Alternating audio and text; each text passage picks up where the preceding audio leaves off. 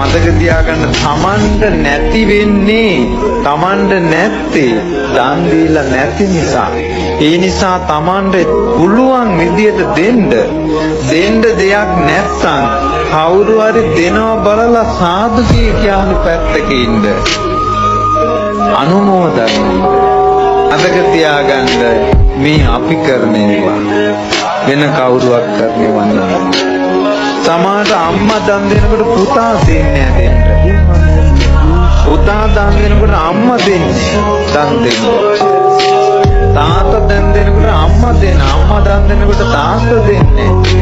ඒ කවදාවත් දානෙට මුක් දෙනවා නම් කිසි දෙයක් කියන්න එපා. දානෙට කවදාවත් අකුල්